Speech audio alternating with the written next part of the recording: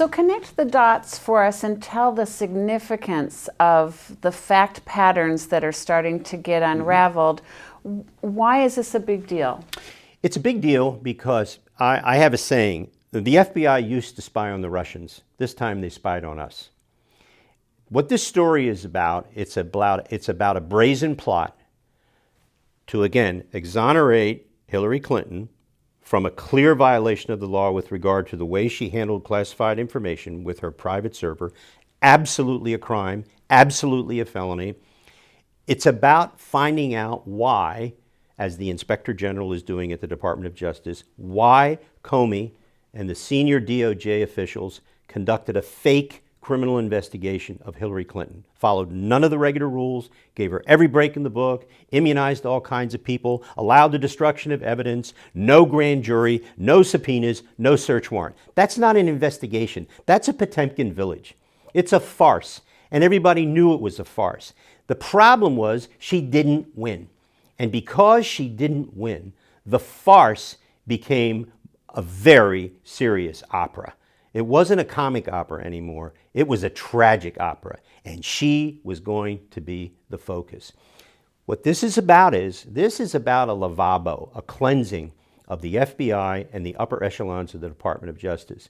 We're going to discover that the Attorney General, Loretta Lynch, her deputy, Sally Yates, the head of the National Security Division, John Carlin, Bruce Orr, and other senior DOJ officials and, regrettably, line attorneys, people who were senior career civil servants, violated the law, perhaps committed crimes, and covered up crimes by a presidential candidate. But more than that, they tried to frame an incoming president with a false Russian conspiracy that never existed, and they knew it, and they plotted to ruin him as a candidate and then destroy him as a president. That's why this is important. That's why connecting the dots is important, because the FBI now has to be completely reconstructed from the ground up.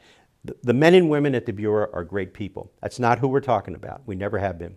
We are talking about people like James Comey, McCabe, Strzok, Page, Baker, Prystep, who is a name nobody knows. He's the head of the Counterintelligence Division, and he was the one who was involved in planning this entire crazy thing involving Fusion GPS, the false dossier, and creating evidence.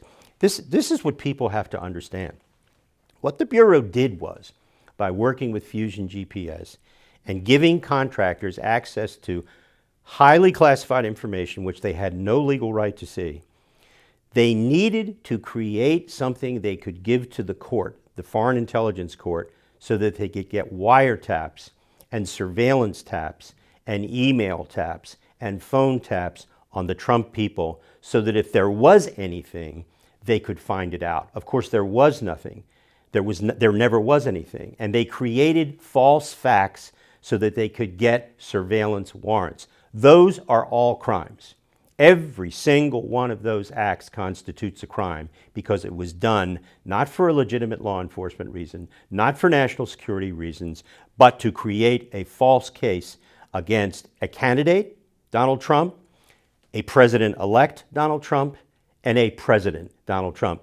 The FISA court opinion of April 27th of 2017 outlines a series of illegal disclosures to contractors. It is believed that among those contractors were Fusion GPS and CrowdStrike. CrowdStrike is the company that was used to bleach Hillary's computer. CrowdStrike, if what is being reported is true, and I've seen 2 reports about CrowdStrike being among the private contractors that were given access to raw 702 incidental collection of American citizens under FISA warrants. If that is true, they have committed crimes. The Bureau who gave them information committed crimes. There is huge civil liability for CrowdStrike and for the FBI officials. And right now, there's at least 2 lawsuits pending against Mr. Steele, the former MI6 agent who wrote the Steele dossier at the payment of Fusion GPS. Fusion GPS has been sued. I expect if these facts come out from the FISA court showing that these contractors got this information, they will all be sued. Now, they may declare bankruptcy and not be able to pay, but the people don't realize that this is already on the public record, that these things happen. The question which has been blanked out from this opinion, as you can see, this is all dark, all through the opinion. What they've done is they've blanked out the names of the contractors and the names of the FBI and DOJ officials who broke the law. That is going to come out. That's what Nunes has. He has all that information now. He knows what's in these blanks that the court blanked out. The court did the right thing. It's not supposed to reveal that. But once you start doing oversight, constitutional oversight, those blanks go away to Congress. And we will know shortly who the private contractors were that were allowed to break the law by the FBI. When Comey goes to visit President Trump at the White House about the Flynn case and all that, remember, the president is president at that point. There's no reason for Comey to be doing anything. If the president wanted to meet with him, he didn't have to go. He went and he told the president, for example, about the dossier. Now, why would an FBI director tell a president about this salacious document, which Comey admitted under oath there was no proof for, no validity? He was playing J. Edgar Hoover. He was blackmailing the President of the United States. He was saying, I know all about this. Now, I'm not going to say anything about it, of course. Of course, if it ever gets out, it's just going to be awful. Do you want me to stay in my job? I mean, Comey is a person so devoid of a moral compass. He describes himself as Thomas Becket. I said to somebody the other day, he's not Thomas Becket. He's the assassin, Henry II, who killed Thomas Becket. That's who Comey is. He's an assassin. He's a political assassin. So when you follow the money of Fusion GPS, if the DNC and the Hillary Clinton campaign paid Fusion GPS, and that was part of the dossier that went to the FISA court, and it also was marketed through the journalistic community. Some people think that Fusion GPS was paying a lot of left-wing journalists who became propagandists to add these things to their stories. Have you heard that? Well, I think the understandable storyline that Fusion GPS paid journalists to then go out and tell a story is the complete antithesis of American journalism and the First Amendment. We don't do that in this country. But if they did, and it's pretty clear that they paid a lot of money to a lot of people, among whom were some journalists, there's just no doubt about that. That's a scandal of immense proportion for the American journalism community, who seem to care little about that. The only thing the American journalism community seems to care about is destroying Donald Trump. It's fascinating to me that the people who cared so deeply about governmental institutions in Watergate could care less about them now because it's another Republican who's being destroyed. This is as bad as it gets. When you have the government, the FBI and the DOJ being absolutely corrupted because of their motivations, and when you have the journalistic community being bought, it seems to me that's pretty bad for all the institutions involved. And journalism is now below Congress in terms of approval ratings. This is not going to help them. There have been rumors about the reason GPS fought the House Intelligence Committee subpoena was to prevent, not who their clients were, that's nonsense. They were protecting the people that they paid.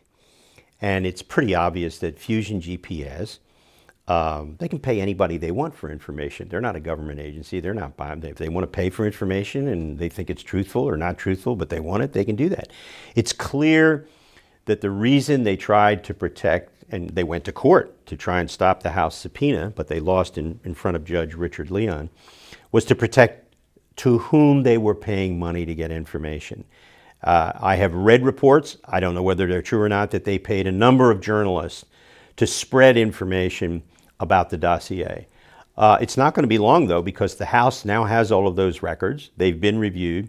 And Devin Nunes, the chairman of the House Intelligence Committee, has now and will start next week briefing individual members of the House in closed sessions about what they've discovered. And I'm sure that what will leak out is who Fusion GPS paid. Fusion GPS, by the way, is really a joke. They wrote an op-ed piece in the New York Times about a week ago criticizing the House committee and saying, release all the transcripts and everything. Of course, everything that was released was blanked out because it had information that they wanted protected. I think that what's quite clear is that they were a private intelligence service. They sold their services to the highest bidder. That was the Clinton campaign and the Democratic National Committee, and eventually the FBI, which used them and bootstrapped their information into FISA applications. And it is not too far astray to say that they became an arm of the conspiracy willingly and knowingly, and that they engaged in activity which was clearly designed to destroy a human being. And it's pretty clear, according to James Comey, it may be one of the few truthful things he said in all of his sworn testimony, that there's nothing verified in that report except that somebody like George Papadopoulos, Carter Page took a trip, a perfectly legal trip to Russia. Didn't do a thing wrong, didn't do anything wrong when he came back, and didn't do anything wrong before he went. Hope he wins his lawsuit. So talk about the competing narratives in the scandal world right now, and what's the important timelines that you're watching? Well, what's fascinating to me is how the people who want to defend everything that the Bureau has done, or the Department of Justice, or the Clintons, have turned to a series of narratives to replace the truth. For example, once this whole thing broke, when President Trump said, "I was spied on by the President of the United States," he was laughed at. In fact, he was spied on by the President of the United States, by Barack Obama, under Barack Obama's orders, and under the orders of John Brennan, and Clapper, the Director of National Intelligence, and Susan Rice, the National Security Advisor, and Ben Rhodes, the Deputy National Security Advisor. Because what they did, which was part of a scheme which began in the year 2016, was to try to figure out a way to help Hillary Clinton get elected by exonerating her in her email scandal in her private server in New York, and then she would be elected, and then the problem of Donald Trump would go away. The problem was she lost. And when she lost, they had time between the election in November of 2016 and the time between the president was inaugurated to try and do damage, to cover up what they had done with Fusion GPS and a bunch of other people before the election, and to make it perfect after the election, to secure the storyline. And so, interestingly enough, people, there are some real heroes in this story. And part of it is how you defeat these competing narratives. You'll recall that first there's the story about the dossier, the so-called Fusion GPS dossier, which we now know was developed with the assistance of the FBI, Christopher Steele, the former spy from England, Bruce Orr, a senior Justice Department official in the Obama administration, Bruce Orr's wife, who was an employee of Fusion GPS and a Russian expert. That all of a sudden became something that people got worried about on the Democratic side and on the protect the Clinton side. Then all of a sudden, when the dossier got even stronger and stronger as a result of the knowledge about Bruce Orr's involvement, the dialogue shifted.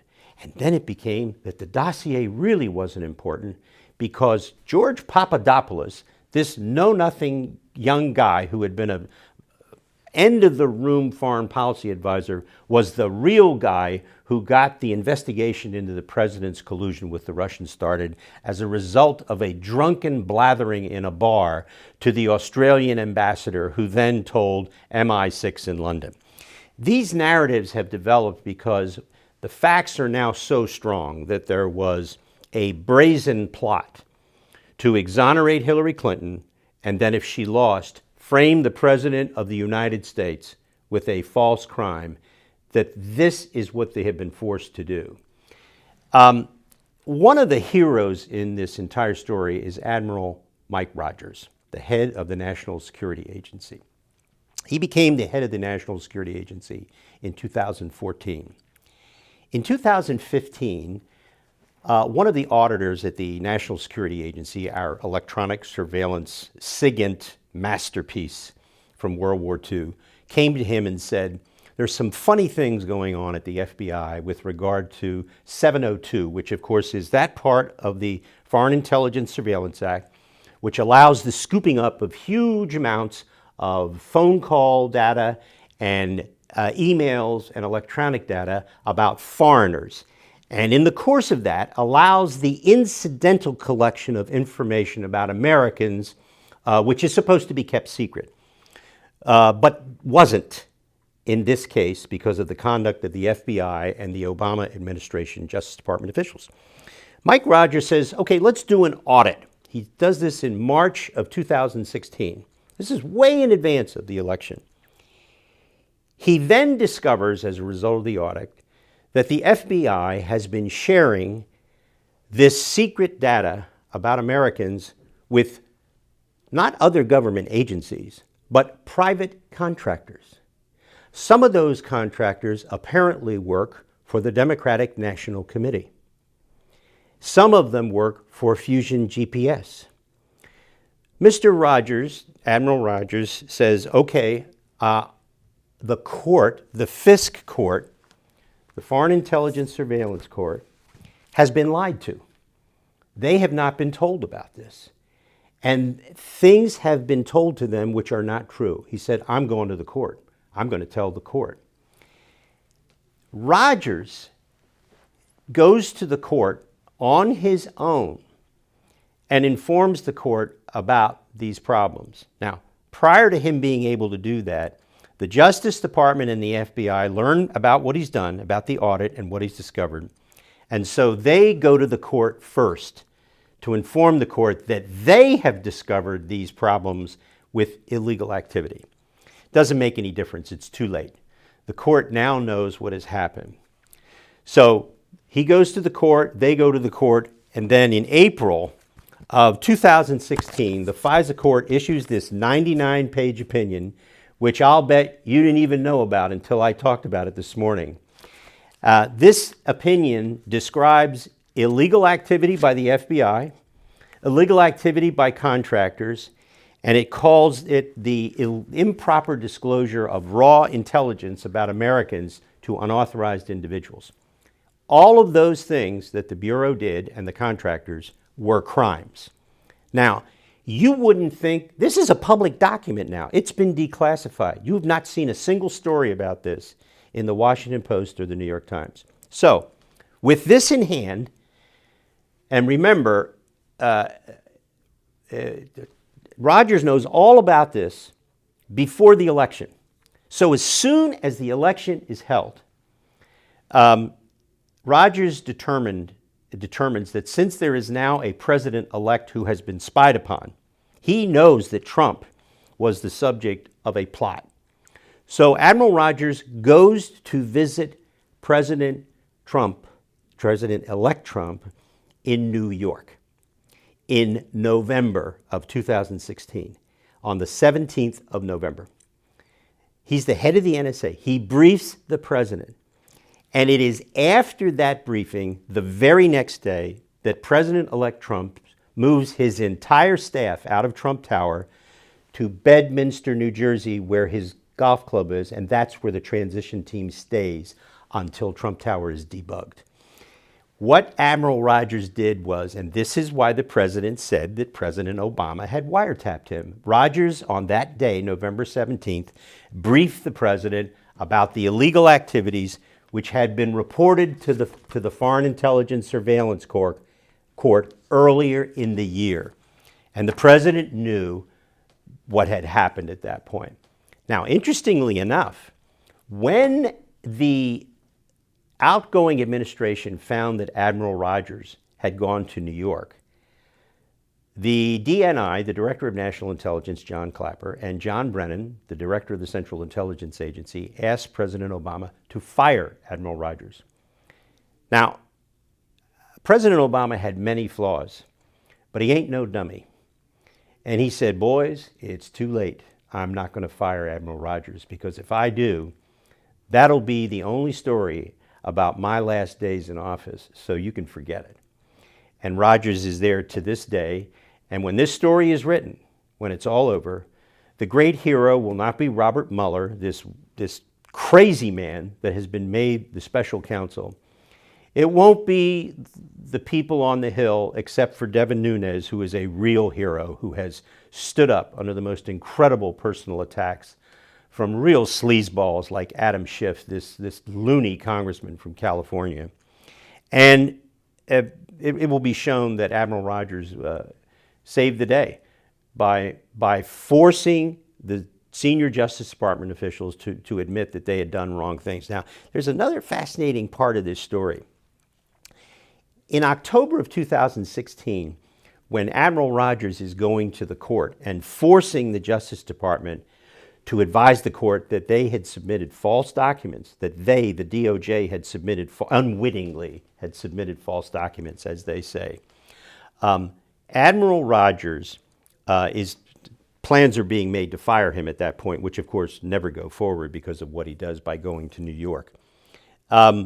All of this has come to a head at that point, and the court is now learning for the first time about this unbelievable activity. For the first time in the history of the FISA court, it has been lied to, and according to the court, systematically and ongoing violations of the law. This is stunning stuff, and it's all because of Admiral Rogers. And that's where we are today. We are now at the point where Nunes has discovered this. He discovered it back in March when he went to the White House, and all of these documents were turned over to him by the incoming National Security Council staff. And so now we'll watch it play out. By the way, in October of 2016, the Assistant Attorney General in charge of the National Security Division at Justice for the Obama administration, and the person who was responsible for signing the pleadings that went to the court, was a fellow named John Carlin. Once this material was submitted to the court in October of 2016, revealing the violations of the law, Carlin resigned and has not been heard from since. No one could figure out why Carlin resigned. And I don't know why he resigned. There was plenty of time left in the administration. He just left.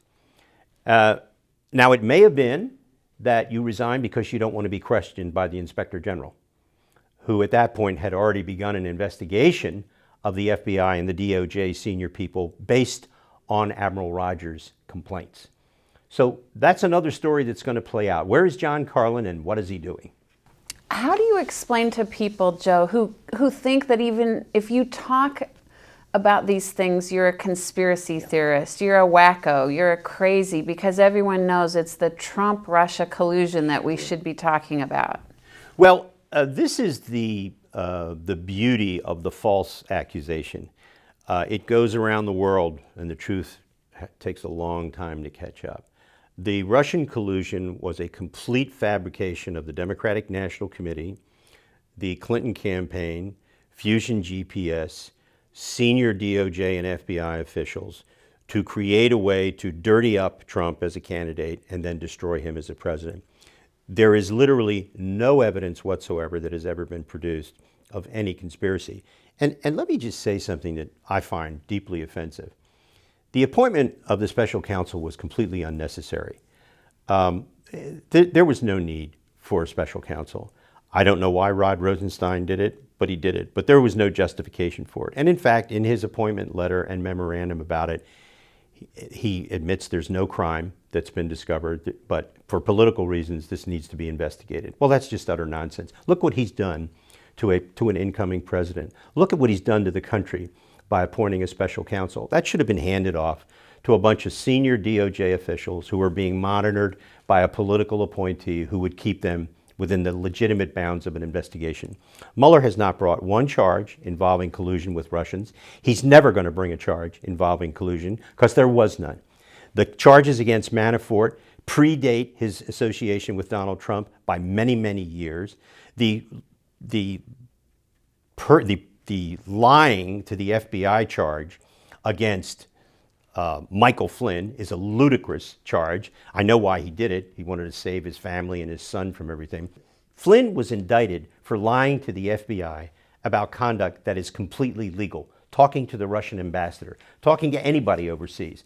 He could do that when he was an employee of the campaign or when he was on the transition team. All of that is perfectly legal conduct. George Papadopoulos, who pleaded guilty to lying to the FBI, he lied to the FBI about perfectly legal conduct, about his contacts with people overseas. There's nothing illegal about that. Any American in the government or outside the government can communicate with any foreigner they want to. Now, if they take money and they're representing them, they have to report that. They have to, and that Manafort did not do, and so maybe there's a case there. I don't know. Who knows what the circumstances were. But the bottom line is this. Mueller and the way he has conducted his investigation is an embarrassment to anyone who's ever been a special counsel, which I was. I was an independent counsel. Hiring all of these partisan Democrats to conduct the investigation, he's not naive. Bob Mueller's been around too long. You can't be that dumb to not realize how horrible it is to have these people. These people are not biased against the president. They have an animus toward the president. There is a distinct difference. I believe that his entire investigation, Mueller's entire investigation, has been tainted by this animus. There's no way you can have people who have donated to the Clintons, donated to Obama, represented the Clinton Foundation, represented Clinton individuals in criminal investigations, and then have those people who have given to President Trump's opponent investigate President Trump. I don't know what Mueller is thinking of. Since you're bringing up the Mueller investigation and the apparent focus on investigating Trump's Russian collusion, isn't it interesting that Mueller and Comey and Rosenstein and others were involved in a Russia collusion story for Obama Clinton? Mueller, first of all, never should have been appointed because there was no need for a special counsel. That's number one. Number two, he never should have been appointed because he knows James Comey. They're personal and professional friends and have been so for many years. Comey is a target of this investigation. He's clearly been involved in activities which could be deemed illegal and criminal. There's no way Mueller can investigate him or anybody else at the senior people that he worked with. And yet, here he is investigating Russian collusion when he presided over, as FBI director, the investigation into Uranium One, which was a clear kickback bribery scheme by the Russians to bribe Bill Clinton as ex-president with speech money, to bribe Hillary Clinton with speech money for her husband and $145 million in contributions to the Clinton Foundation, and to get a result of selling 20% of the uranium supply of the United States to a Russian-controlled company. The notion that Mueller could investigate that, having been a party to the investigation, is ridiculous. But here's the other thing. Mueller, who was FBI director of time, knew about the Uranium One investigation of Russian corruption and bribery. Did he go to tell James Comey or anybody at the Justice Department that this case was under investigation and that they should warn CFIUS, the committee that approves foreign investment? Did he go? And if he went to see somebody in the Justice Department, like, let's say he went to see Eric Holder, and Eric Holder, who sits on CFIUS, says, I don't think that's relevant to the sale of Uranium One. Or did Eric say, okay, fine, I'll let him know. We do not know what CFIUS was told about Uranium One. There have been published reports that they were told nothing about it. And here's the other part of this. If Mueller knew that this was there, why didn't he go to CFIUS on his own and say, I don't know what you're being told, but I'm going to report to you that this is pretty serious stuff and you need to know about it? He didn't do that. Why didn't Mueller do that? And so what we're left with is this nagging sensation that all of a sudden these really great investigators lose all of their skills and nobody talks to anybody about Uranium One. The other thing is this. Everybody always says in defense of Hillary, well, she was only one of 9. There were 9 agencies. But they forget the most important fact of all. It only takes one vote to stop a deal. Hers. And you know what? She was bought. She wasn't going to vote no. She knew about the bribery that was going on. Her husband was involved in it. She could have stopped the Uranium One sale with one vote. That's all it takes in CFIUS. If one member of CFIUS, one of 9, says no, it is done. She didn't vote no, and she could have. So the answer to this is, it's not that she was one of 9, it's that she was one of 9, and she didn't stop it. So if the House were to turn over to the Democrats after the midterm elections, what are the stakes for the truth that we're trying to get told in these investigative matters? Well, that's why it's important for the House to complete its work now and not wait any longer. I mean, it's clear that Adam Schiff and the Democrats are trying to delay so that they can prevent the publication of any information. That's, of course, not going to happen. The Republicans will publish all their information. They'll release all the information well in advance of November of 2018 and January of 2019. If the Democrats were to take over the House, that would be a disaster from a public policy standpoint, and certainly for the president. I have no doubt that there would be a number of Democrats that would want to try and impeach President Trump. I actually don't know if they could succeed, even in the House, if it were run by Democrats. But if they did, they'd never be able to do anything in the Senate. It just wouldn't work. You have to have 67 votes to convict in the Senate. They're never going to get them.